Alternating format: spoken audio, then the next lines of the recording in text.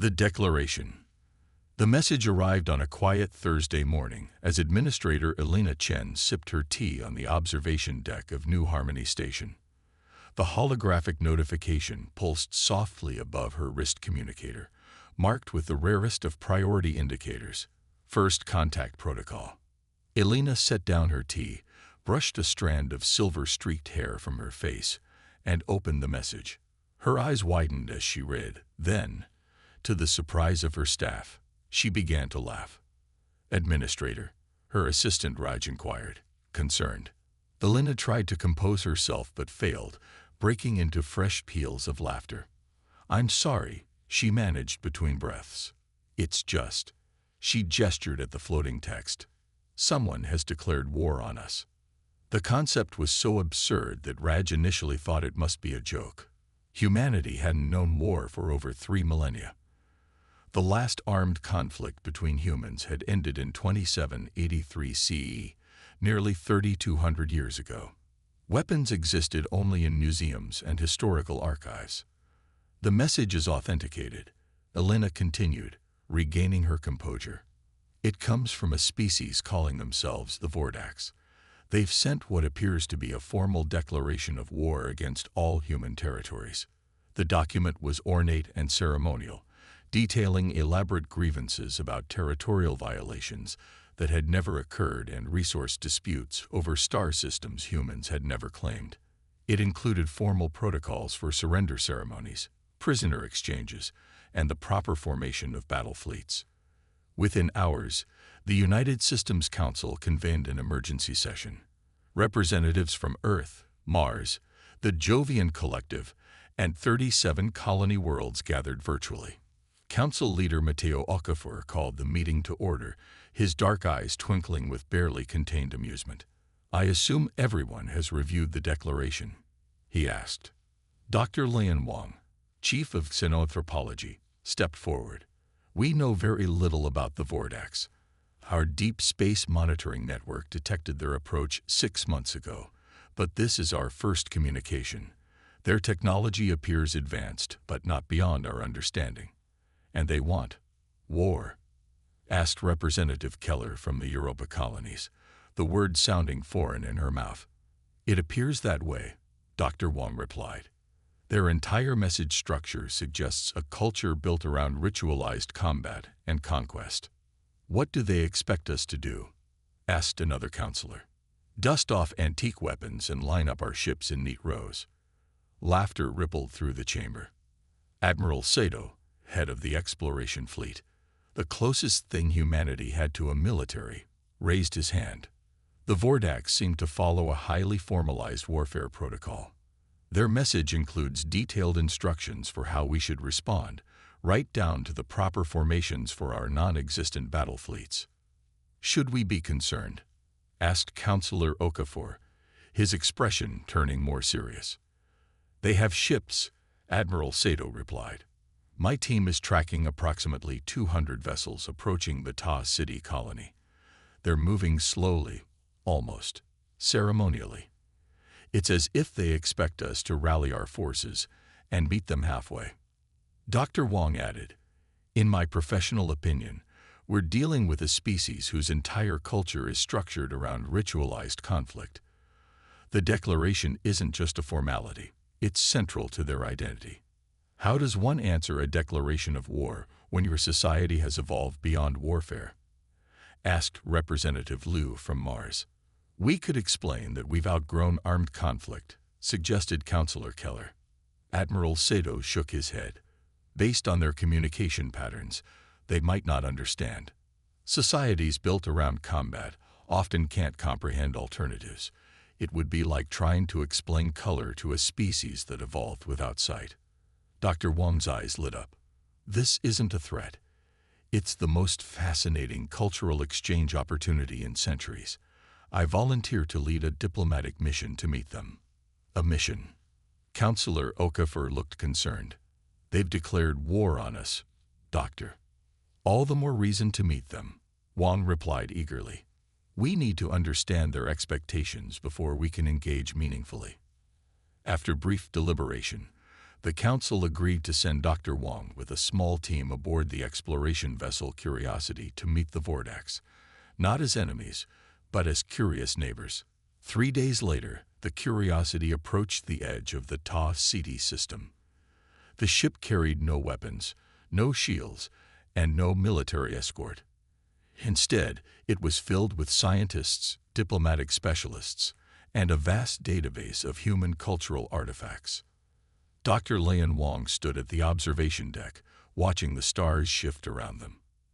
At 63, with 4 doctorates and decades of experience studying emerging intelligences, she had never encountered anything quite this. "Vordax fleet detected," announced the ship's eye. "Approximately 217 vessels in geometric formation. They're hailing us." "Accept transmission," Wong replied calmly.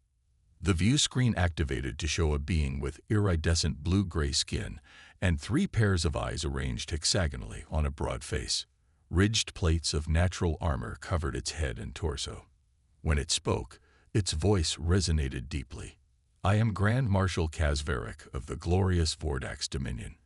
You have entered the designated combat zone. Identify yourselves and state your battle intentions." Wong stepped forward. "Greetings, Grand Marshal. I am Dr. Lian Wong of the United Systems of Humanity. We come in response to your declaration, seeking peaceful dialogue." All 6 eyes blinked in different patterns. "Where is your battle fleet? We detect only this single vessel." "We have no battle fleet, Grand Marshal," Wong explained gently. "Humans haven't maintained military vessels for over 3,000 years. We've come to meet you and learn about your culture." A long silence followed as the alien turned to consult with others off-screen. When Kazvarik turned back, its posture had stiffened noticeably. "This is unacceptable. The ancient protocols require formal challenge, display of forces, and honorable combat.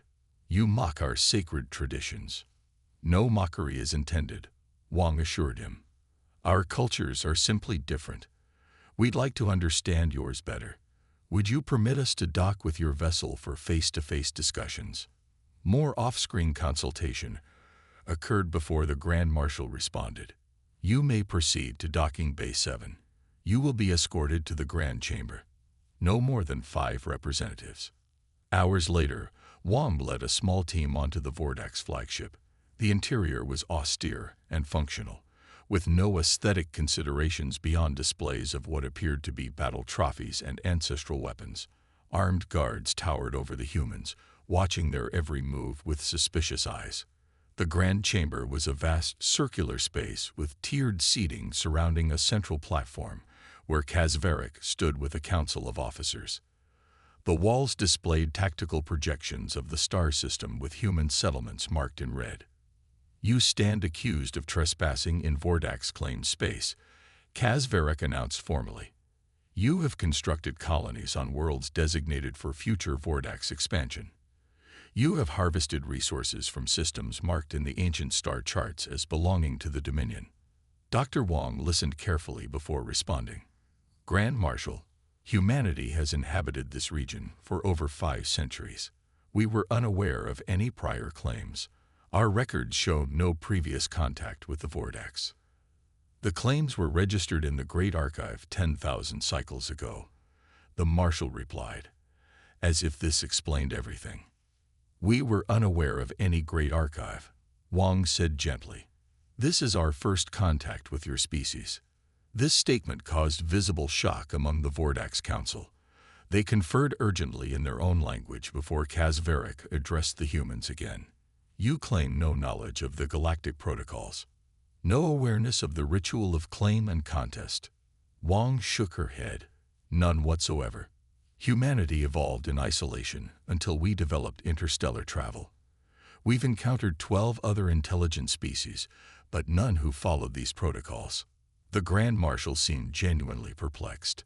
"How do you resolve territorial disputes? How do you determine resource allocation without the sacred combat trials?" "We negotiate," Wong explained. "We seek mutually beneficial solutions through dialogue and compromise. Without combat." Kazvarik sounded incredulous. "How is honor satisfied?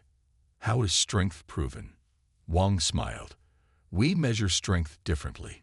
We value the ability to create rather than destroy, to build consensus rather than enforce compliance. The Vordax officers exchanged glances that even across species barriers clearly conveyed confusion and disbelief. If you truly have no battle fleet, Kazvarek said slowly, then according to the ancient protocols, you must surrender immediately and become vassals of the Dominion. At this, Dr. Kel Santiago, the team's cultural liaison, stepped forward. Perhaps there's an alternative.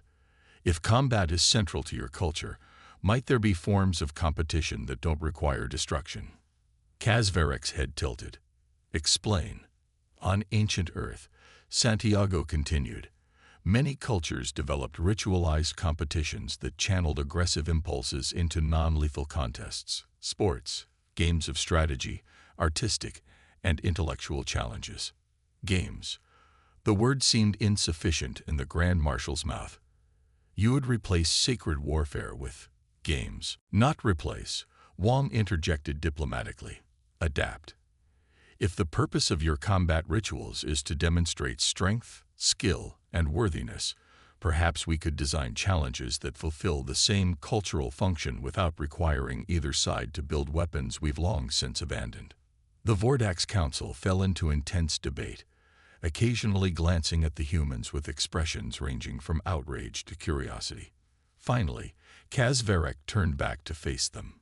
This proposal violates thousands of years of Dominion tradition, he said severely. And yet, it is not without precedent. The ancient texts speak of the time of adaptation, when resources grew scarce and full combat became unsustainable. The Marshal straightened to his full impressive height. We will consider your proposal. Return to your vessel while the High Council deliberates. You have achieved a delay of hostilities. But make no mistake, humans. One way or another, the contest must proceed. It is written in the stars. As the human delegation was escorted back to their ship, Dr. Wang couldn't help but smile. It wasn't peace yet, but it was conversation. And in 3,000 years, humanity had learned that true progress always began with conversation. The resolution. Aboard the exploration vessel Curiosity, Dr. Lian Wang and her team waited anxiously for the Vordax response. The ship's observation deck had been converted into an impromptu command center, with holographic displays showing the positions of the alien fleet surrounding them at a respectful distance. "They're so orderly," remarked Admiral Sato, who had joined the mission via quantum link. "Those formations are mathematically perfect. There's an elegance to it. Their entire culture appears built around precision and protocol," Wang replied. "War isn't just violence to them. It's ritual, tradition, perhaps even art." The ship's AI announced, "Incoming transmission from the Vordax flagship." Grand Marshal Kazvarek appeared on screen, his posture formal and rigid. "The High Council has deliberated. Your proposal is unprecedented. However, the ancient protocols do allow for adaptation when circumstances require it." Wang exchanged hopeful glances with her team before addressing the Marshal. "We're pleased to hear that. What has the Council decided?" "We will permit a trial of alternate contest," Kazvarek declared. "You will present 3 challenges of your choosing. We will present 3 challenges of ours. The species that proves superior in 4 or more contests will be declared victor." "And if we win?" Dr. Santiago asked cautiously. "Then, according to tradition, we would withdraw our claim to contested territories for 1,000 cycles." "And if you win?" Wang asked, though she suspected the answer. "Then the human worlds in this sector would acknowledge Vordax sovereignty and provide appropriate tribute." The human team conferred quickly before Wang responded. "We accept these terms in principle, though we would need to establish specifically what appropriate tribute would entail." The Marshal inclined his head. "Reasonable. We propose a neutral location for the contests. There is an uninhabited planet in this system suitable for our purposes." And so began one of the strangest diplomatic negotiations in human history. Over the next week, representatives from both species worked to design contests that would satisfy the Vordak's need for formalized competition, while remaining acceptable to humans who had long since abandoned physical combat. The terms were finally settled, and the date was set. News of the Vordak's challenge spread throughout human space, capturing the imagination of billions. What had begun as a threat of war had transformed into something between an Olympic Games and a cultural festival. On the appointed day, ships from both civilizations gathered around the designated planet. The Vordak's vessels arranged themselves in intricate geometric patterns that shifted with mathematical precision, a display that humans recognized belatedly as not just military formation, but cultural expression, the alien equivalent of a ceremonial dance. Human ships, designed for exploration and habitation rather than combat, gathered in less orderly but no less impressive numbers. They brought observers, scientists, artists, and competitors chosen from across human space. The first contest, selected by the Vordak's, was a test of physical endurance. Their champion, a towering warrior named Zorthal, had trained for 200 cycles in the harsh gravity wells of gas giants. The human representative was Maria Okonkwo, an environmental engineer from a high-gravity colony who had modified her own biology to adapt to extreme conditions. The contest took place on a mountainous region of the planet. Both competitors wore environmental suits monitored by observers from both species. The goal was simple: be the last one standing under progressively increasing artificial gravity. To the Vordak's visible surprise, Maria matched their champion hour for hour. As the gravity increased to 3, 4, then 5 times Earth normal, both contestants showed signs of strain but refused to yield. Finally, at nearly 7 times Earth gravity, Zorthal made a formal gesture of respect and declared a draw, unheard of in Vordak's tradition. The second contest, chosen by humans, was a test of cooperative problem-solving. 5 members from each species were placed in a specially designed biodome with limited resources and given the task of creating a self-sustaining ecosystem within 3 days. The Vordak's team initially struggled with the concept of cooperation, their hierarchical instincts leading them to compete even with their own teammates. But they were quick learners, and by the second day, they had adapted remarkably. The human team ultimately produced the more balanced ecosystem, but the Vordak's created the more resilient one. Another draw was declared. The third contest was a Vordak's strategic simulation, a complex game resembling a 3-dimensional chess match fought across multiple virtual planets. The Vordak's champion was their finest tactician, undefeated in 50 years of competition. Humanity's representative was an unexpected choice. 9-year-old Elijah Kim, a prodigy from the Jupiter colonies with an intuitive understanding of complex systems. The Vordak's were initially insulted by what they perceived as a diplomatic slight, but their outrage turned to fascination as the match progressed. Elijah played unlike any opponent they had ever faced, making moves that seemed illogical until their brilliant purpose was revealed many steps later. After 3 days of intense competition, the young human achieved victory, earning not resentment but profound respect from the Vordak's, who immediately requested permission to study his strategies. The fourth contest, another human choice, was artistic expression. Each side would create a work that captured the essence of their civilization, to be judged by representatives from both species. The Vordak's presentation was a synchronized performance by 100 warriors, demonstrating combat forms that blurred the line between dance and martial art. It was precise, powerful, and unexpectedly beautiful. The human presentation was a collaborative symphony composed by musicians from 12 worlds, incorporating mathematical patterns derived from the Vordak's formations. It was an intentional bridge between cultures, acknowledging and honoring the alien aesthetic while transforming it through a human lens. When the music ended, there was a long silence before the Vordak's judges made an unprecedented request. They asked to hear it again. Victory in this contest was awarded to humanity, not because their art was superior, but because they had created something that spoke across species boundaries, a fundamental goal of art that the Vordax had never before considered. With the contest tied at 1 victory each and 2 draws, everything hinged on the final 2 challenges. The 5th contest, chosen by the Vordax, was a test of technological innovation.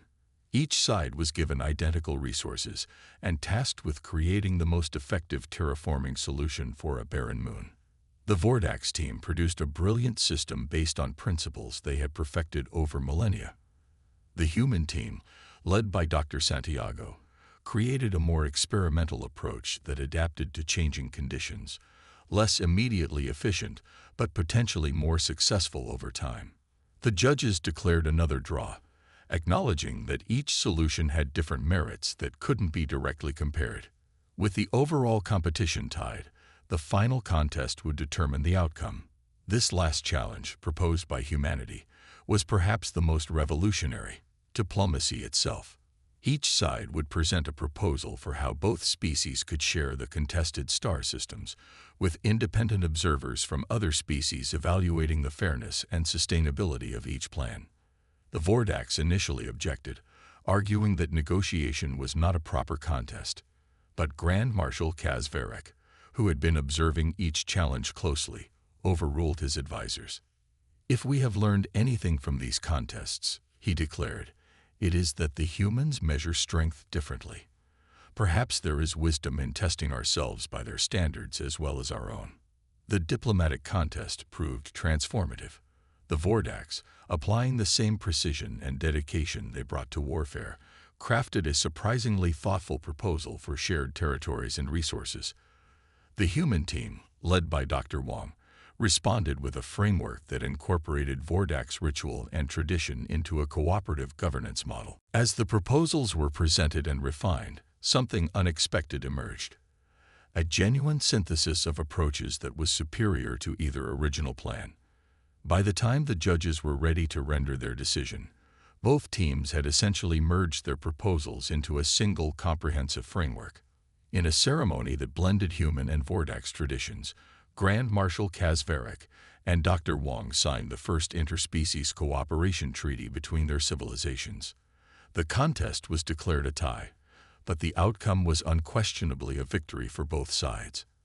As the ceremonial fleet of Vordax ships departed, now escorted by human vessels in a newly choreographed joint formation, Kazvarek made a final transmission to the Curiosity. "Dr. Wong, our scholars have been reviewing our oldest archives. There is a prophecy from the time before memory that speaks of those who transform conflict into creation. For 10,000 cycles, we believe this referred to our own ancestors.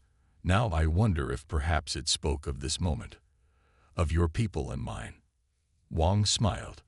"Perhaps it spoke of both, Grand Marshal. Different paths that were always destined to converge." 3 months later, the newly established Human Vordax Cultural Exchange Center on Ta City Prime hosted its first cohort of students from both species. Young Vordax warriors trained alongside human artists and scientists, each learning from the other's strengths. In the central hall of the center, a monument commemorated what historians now called the War That Never Was. It bore an inscription in both human and Vordax languages. "Peace is not the absence of conflict, but its transformation."